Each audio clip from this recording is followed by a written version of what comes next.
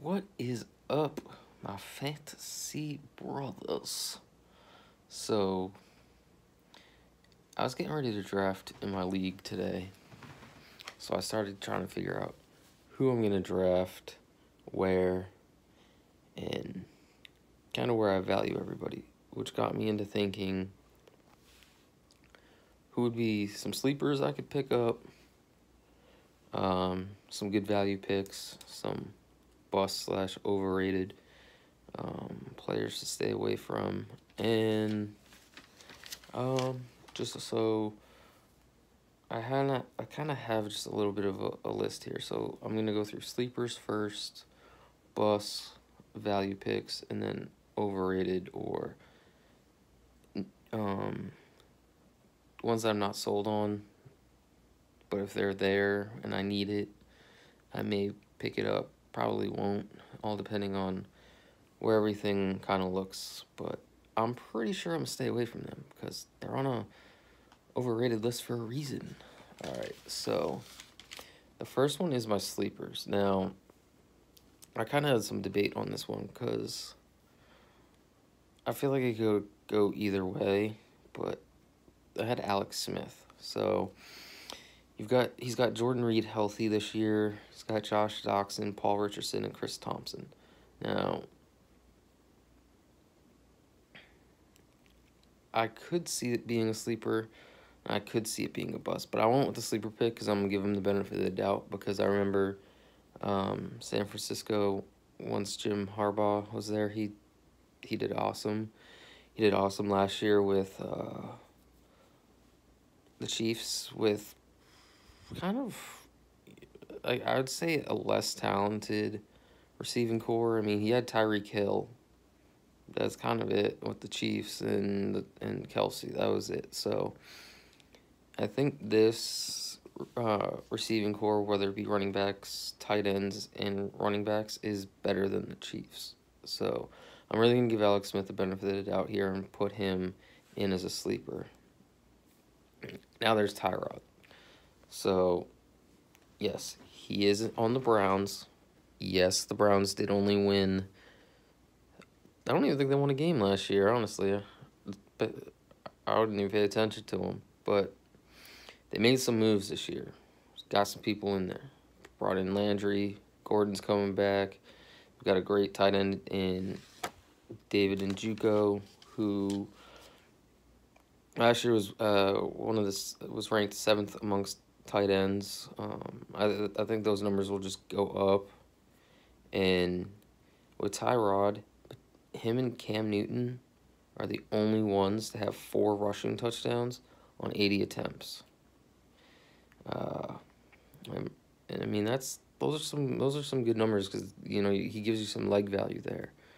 Then he protects the ball really well. There's the accuracy. There's when you're a quarterback and you're on a team that needs you to either stay alive in the pocket or run the ball or even throw the ball.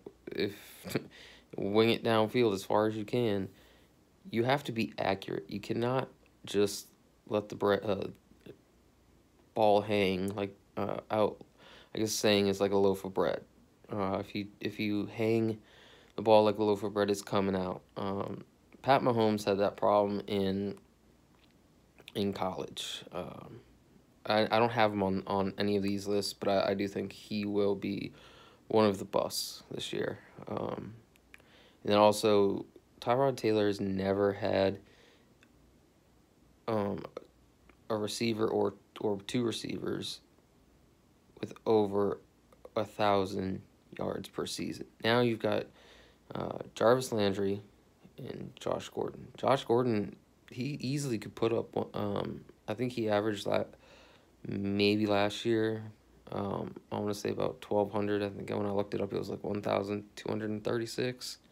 And then Jarvis Landry with a quarterback that wasn't so hot in Jay Cutler had 1,106 yards. So you're really giving Tyrod the receivers that will get the yards. their hands are solid. Their hands will come in and just hold on to that ball once they make contact with it. I guess that makes sense. So moving on. Now we've gone from Midwest. Let's go West Coast. So we got I've got Greg Kittle. I had him on my team last year. I do believe this year he should be one of the better tight ends in the league. Not only because they had a upgraded QB.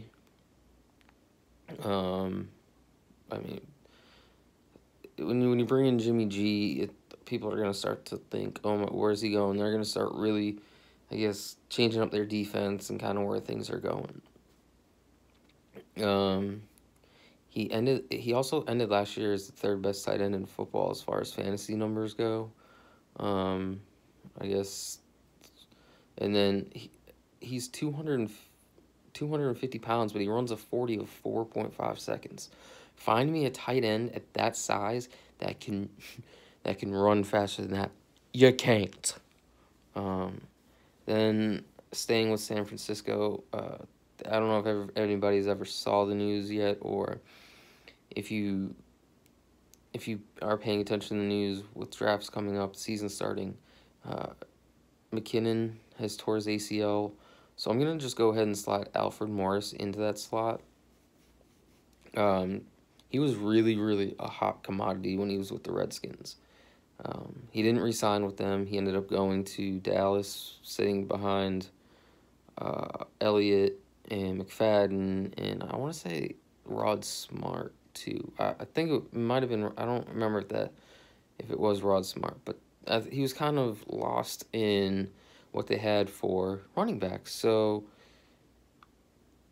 he really didn't play a whole lot. He's still young. He's rested. He hasn't been banged up that much in the past few seasons.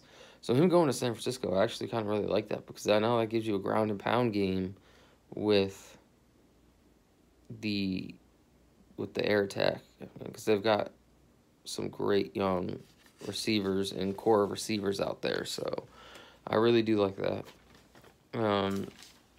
As far as let's go back to the East Coast here for a second. New England's wide receivers, they're definitely one of my sleepers this year. Tom Brady only gets better as he gets older. I mean, it's insane. I mean, this year they've cut their roster down to three wide receivers, which means there's going to be options there. They're going to start the season with the first 4 games with Chris Hogan, Cordell Patterson, and Philip Dorsett. After the 4th game, they'll go up to 4 receivers with Julian Edelman.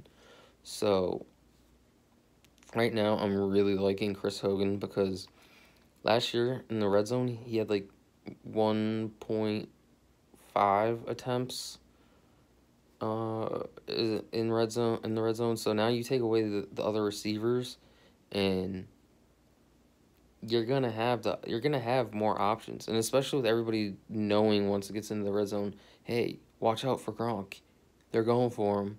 So the other thing I really like how New England does is they find these these running backs that can not only run the ball, but you can swing them outside, and they'll basically be another receiver for you. So you really kind of got to watch those running backs. Now, on to the bus. So these are the busters of the leagues. The ones that just lock them up, throw the key away, don't ever just stay away from them. I've got Kirk Cousins. There's O-line problems, wide receiver strength. I mean, he did enough for the Redskins, but I'm just not sold on him as a quarterback. I'm just not. I think there's still a lot of questions out there. Can he lead a team? Can he be an elite quarterback while getting paid like an elite quarterback? So for me, he's he's going to be a bust. I think a lot of people are going to be disappointed with him this year. I've got Julio Jones next as a bust, simply because of regression. Now, he is that deep threat. He will get his receptions. He will get his yards. Just look at what happened with Dez Bryant in Dallas. How his numbers started going down, and he ended up getting released. So I'm saying regression is the number one reason why. Also, when you're getting 18 targets and you only score on 6% of the time, you got to do something different. You got to change some style of your game. Also, you stayed away from camp until you got your new deal, so I think there's going to be some rust there. So now we're going to go to New York. We're going to go visit New York for a second. I've got Odell on the list. There's definitely some O-line issues there. I know they added Nate Solder, but I'm not sold on their offensive line. It's just, to me, there's too many questions about it. You've got Eli Manning who's getting older. Your temper is, or I should say his temper, it will get the best of him. I mean, look what happened when he played against Josh Norman in Carolina, when Josh Norman was on Carolina, 6 flags. I mean, he stopped running routes to go after Norman. I mean, it's when he gets hot, he gets hot. But when he gets in his temper, he's in his temper. He's forgetting about the game. And then obviously injuries, because last year with what happened with his ankle. And yes, I know there's going to be people say that, but injuries can happen no matter what. I think Odell has had his fair share of injuries, and that it is, to me, it is a concern. I think there's other value picks at wide receiver without going for Odell. I mean, hey, hate it or love it, but that's what it is. And I think the other one, and my last one, we're gonna go down to the Sunshine State and lay on the beach with some margaritas with Kenyon Drake. He kind of burst onto the scene last year when the Dolphins traded away Ajayi for literally basically just a charity trade to the Eagles. The Dolphins brought in Frank Gore, which makes this interesting because I don't think they trust Drake with the offense in the running game every down or on an every week basis. So I definitely think there's going to be some trust issues there. And when you bring in Frank Gore, to me that says he's probably going to be your number one starter. So I think for Drake, he takes a back seat a little bit. I mean, I think he still has a good year, but I don't think it's going to be the numbers that everybody expects from him this year. I mean, I have him on a couple teams, mainly just to fill in for some other running backs for bye weeks, but I'm not taking him as a starter. I'm sorry. I'm just not. To me, there's too many other options out there, and I've got a couple others in these other categories. So, what you're really looking for in fantasy football is value. Players you can pick early enough, but not too early, and essentially get the best player for where you're picking. I like Phillip Rivers. I mean, he's probably the only quarterback in 4 seasons to throw over 4,000 yards and about 28 touchdowns. I think he has like 4,200 yards and 28 touchdowns. I mean, for 4 seasons is pretty impressive. So, I mean, you throw in Melvin Gordon and Keenan Allen. You got some. There's definitely some upside there, and I think that's a value pick because most people with playing fantasy this year, I see him in the free agency. So you could probably get him probably from the 3rd to last round to last round. I'm really high on Phillip Rivers this year. Then I guess we'll go over to let's just hop on a plane and fly over to, let's say, Oakland. Raider Nation. I got beast mode, Marshawn Lynch. I mean, when he's hot, he's hot. He is just a grinder. You give him the ball, he's gonna grind it. He's gonna try. He's gonna grind until he finds his openings. I really do think if you need a running back to fill in for bye weeks, he should be on your list. I mean, I don't have him as a starter in a lot of my leagues. I need to see more before I put him in that starting spot, especially knowing Derek Carr is coming back from an injury. They just released Martavius Bryant. Is Amari Cooper going to come back the way he's been known to play? So that's why I say the Raiders have a lot of questions around them, but if Lynch can turn it on with the rest of the Raiders team, I like him. And now let's go sit on a try not to burn yourselves here in Phoenix, because that's where we're going next. So we're gonna go to Arizona, and we're gonna throw Larry Fitzgerald out there. I mean, this man is the epitome of consistency. I mean, you might as well just put it as his middle name, because he is so consistent that he will always get you points. He likes his short routes, he likes his long routes, he likes his end zone catches. He will do it all, and his game is well-rounded for that. I do like the upgraded quarterback from Carson Palmer to Sam Bradford. I think Bradford, when healthy, is a very good quarterback. I think he can maybe lead the Cardinals back to the Super Bowl. They do have a good team. There is a lot of questions with, I'd say, David Johnson and him staying healthy. And now, this one, I'm curious to see what people say about this one, because this one is the one I kind of had to debate on. I was kind of going back and forth with this one, but I put it in there.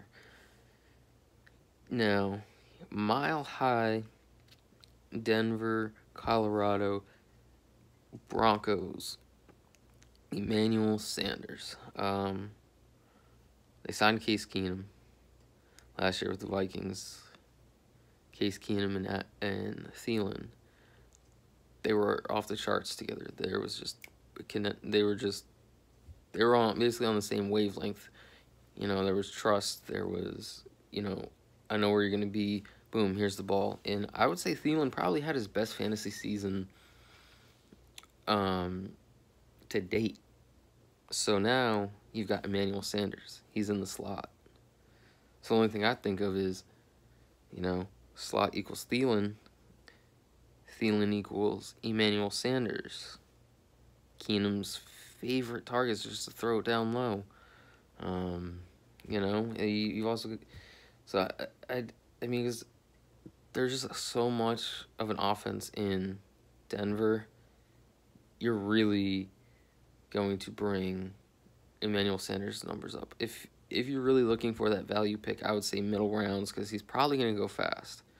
So I would say probably about 5th, 6th round, Emmanuel Sanders. Now, so those were all value picks for value that I could see myself going all in on at any point. These are the ones that I'm really trying to stay away from, my overrated players, at all costs. If I have no other options, I'm drafting these guys. But these guys, I do everything to stay away from. First one, we'll go to San Fran, living the good life. Jimmy G. He came from the Patriots. Yes, he understands offensive systems. Kyle Shanahan is an offensive genius. You saw what he did with Matt Ryan and the Falcons before they blew the 28-3 lead in the Super Bowl. So I like him as a quarterback, but let me see more. I need more than 7 starts. He could either be really, really good, or this could be another Matt Flynn situation. So I'm holding out on him until at least next season, maybe the season after. I mean, I've got him on some leagues because he was the last option. I did some auction leagues, and he was the best value quarterback at that position. But really wasn't trying to pick him up. Then I've got AJ Green. So what has he done in the last few years? I mean, Dalton's been terrible.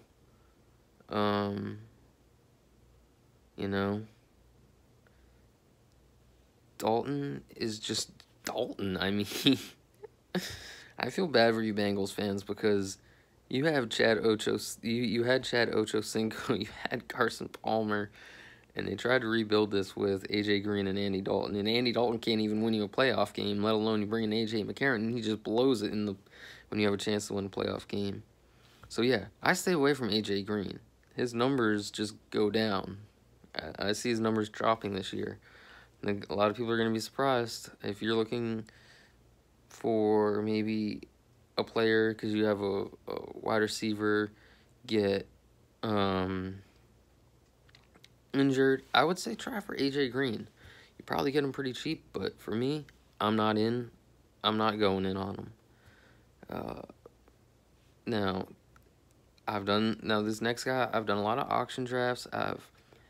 I've seen him go for as much as $60. Why? It's Barkley, Saquon Barkley. He was the workhorse at Penn State. He's going to be the workhorse of the Giants. I only see that really either A, causing an injury, or B, teams knowing what to expect from him. But the main reason I am not in and I'm not sold in on him is the same reason I have Odell up there. O-line issues.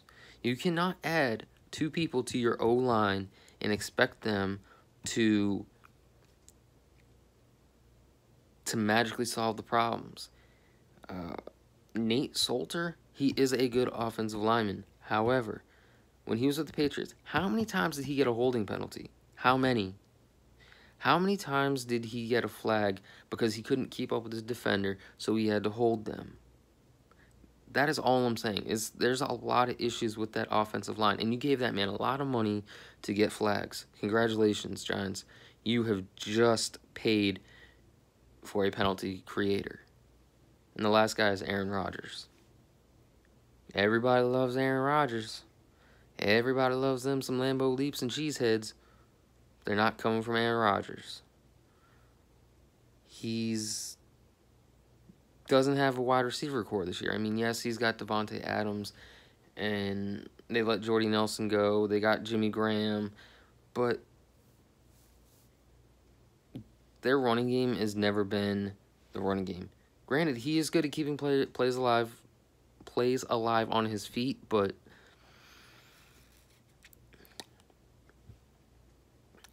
I mean, no Jordy Nelson, that kind of limits what you can do. I mean, Jimmy Graham's only getting older and slower. Devontae Adams is mediocre. And then you got Randall Cobb. I mean, what has he done? Name me something Randall Cobb has done.